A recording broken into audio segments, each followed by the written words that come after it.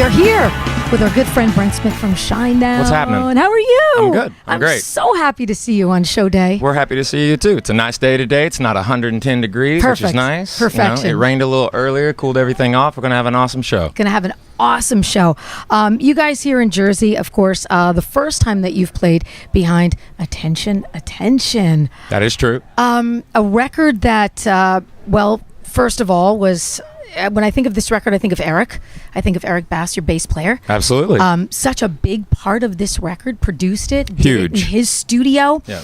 And you kind of said that he sort of lit the spark a little bit that, took this record on the journey that it did. Yeah, I mean, the reality of the album as a whole is that it's the first time we've done what we consider to be a story album.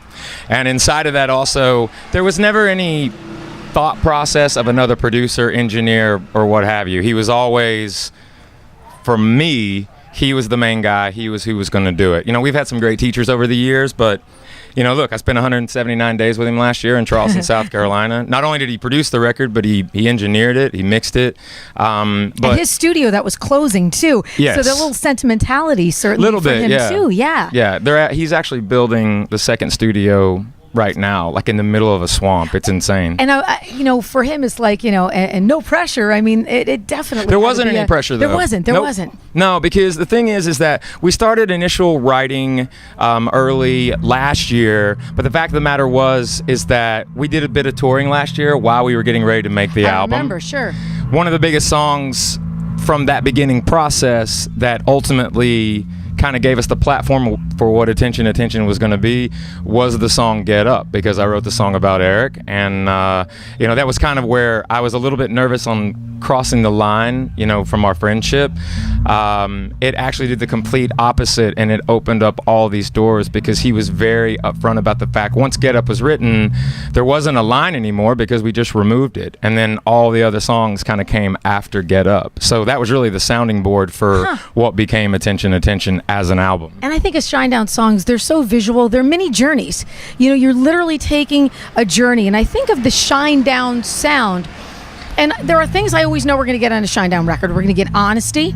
We're going to get your killer vocals. But on a good day. No. All the time. But every record takes a different turn. And that's what I think I love about the evolution of the band, because every record is just this much different than the last one was.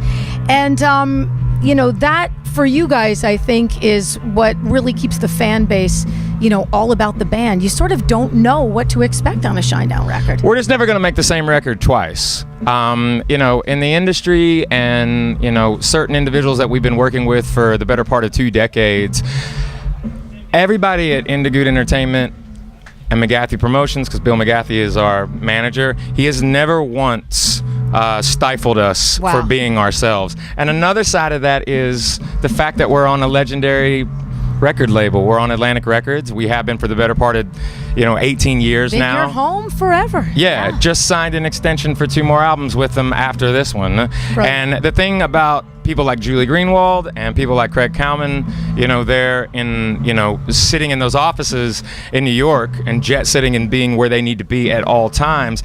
Julie nor Craig they've never tried to censor us, and they've never put a clock on us. You know what I mean? They're always like, turn it in when it's ready, when you guys feel comfortable. They've always allowed us to be ourselves, and that's helped a lot during the process of making the albums. I know there's a lot of people in the industry that bag on major labels.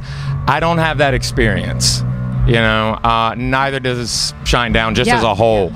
And we take that very seriously, and we're very humbled by it. But, look, it takes a village. You've got to have a vision. But I have always told people that I'm only as good as the people I surround myself with. I'm in pretty good company. And the fans feel that. I always, if I'm looking at anything on social media, what I see a lot is the fans thanking you guys. Thanking you guys for being honest. Thanking you guys for being a part of their lives. Thanking you guys. Yeah.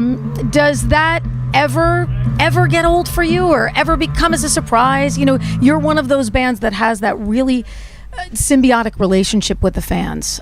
Yeah, I mean, I've said it till the day is long. I'm nethey're going to stop saying it. We only have one boss. It just happens to be everybody in the audience. That's not lip service, and that's not phoned in. That's real. All these people that are here tonight, you know, no matter what country we're in, no matter what city, if they show up, then they're supporting the band. They're the only reason we can continue to do it. We just want it to continue to grow. We're never going to be, look, we're not ever going to be satisfied. It's just not going to happen. Mainly because we just don't believe in a top. I think if you accomplish something, then do something else. Go to the next level. Go to the next step. You know, don't get desensitized to the time that you're here on this earth, because you're not promised, you know, any kind of time frame. You got to make every single moment, every single second count. And I think that's very, very important to our fan base, whether they've been there from the beginning or whether they're just finding out who the band is. This is one thing about us, is that we are never going to pigeonhole you, put you in a corner, and make you feel inferior. That's not the way we do things, and that's not the way we are. We want people to be empowered by the fact that, you know, if you really want to accomplish something, in my personal opinion, there's nothing that you can't accomplish as long as you're willing to work for it. Brent, thank you so much. It's my pleasure.